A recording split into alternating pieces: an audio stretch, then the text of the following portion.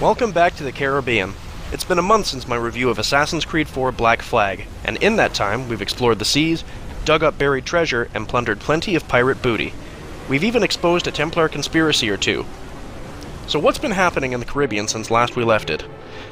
In Assassin's Creed IV Black Flag's newest story DLC, we take the helm as Edward Kenway's former quartermaster, Adewale, as he captains his own ship of free slaves. At the start, we find Adewale in a sea battle against a fleet of Templar ships as he works to fulfill an assassination contract. Unfortunately, a massive storm capsizes Adewale's ship, and he finds himself washed ashore on the island of Saint-Domingue, known today as Haiti, and ends up working with a movement to crush the local slave trade. The story in Freedom Cry is a good one, though it's not up there with what we've come to expect from Assassin's Creed games. Aside from Adewale, we really don't get to know that many characters, and I didn't really find myself caring too much about the main story until very near the end when things started to get interesting. The gameplay in Freedom Cry is pretty similar to what we've come to expect in recent Assassin's Creed titles. There's been a few tiny changes, but for the most part, players won't notice a huge difference. The main changes in the game are the Barter System and some new activities.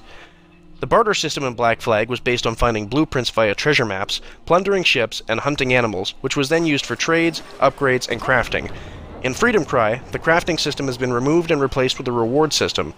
Adewale is on a mission to free the slaves in the area, and for every set amount of slaves that he frees, he is given new upgrades which can be equipped via escaped slaves in hiding, or via his cabin aboard his ship, the Experto Crane.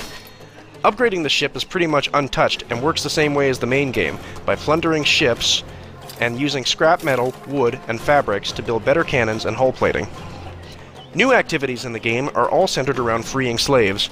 In the main game, players obtain crew by rescuing small groups of pirates from firing squads in scattered skirmishes. In Freedom Cry, you obtain followers by purchasing or fighting for the freedom of slaves at auctions, assassinating overseers trying to capture runaway slaves, stealing keys, and opening cages. In the place of stealing booty from plantations and frigates, instead, players attack convoys escorting slave ships and infiltrate plantations and quietly assassinating overseers without being seen. Freedom Cry sports some really good voice acting as well. Montreal native Tristan Dilala does an excellent job at coming back to the role of Adewale. The supporting cast is quite good as well, and not once did I get jarred out of the story by cringeworthy acting. Sea shanties have disappeared from the game, but in their place is a beautiful musical score that really beats anything I've heard this year. And for maybe, aside from the haunting strings of The Last of Us, I really didn't notice the missing sea shanties. Keep an eye out this week for a soundtrack spotlight for the music from Freedom Cry. Freedom Cry does have some issues though, and when they appear, they really do annoy. On more than one occasion while controlling Adewale, I'd be free running just to suddenly have Adewale turn around and jump in the opposite direction, as though he'd just run into a wall. I'd also often get stuck in Adewale's neutral animation during combat, meaning I couldn't do anything but run or die because Adewale refused to use machete or gun. Other times, I would be in a fight with a bunch of enemies, and then one of them would suddenly forget that I was there, and start going about his business, just to suddenly turn around and start attacking me again. Freedom Cry is also full of follow and eavesdrop missions. Have you walked away from the computer yet? No? Okay, good. So, to conclude, Freedom Cry is a welcome addition to Assassin's Creed's story. It takes a cool background character from the main game and gives him his own story.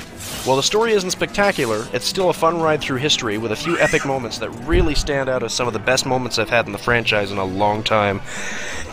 It does have quite a few bugs and glitches that weren't present in the main Black Flag game, but it doesn't break the game, instead opting to be more of an annoyance. It does come with some neat new activities and revamped barter system. If you're looking for more fun on the ocean of history, then Freedom Cry is in your sights. I've given Freedom Cry a 7 out of 10.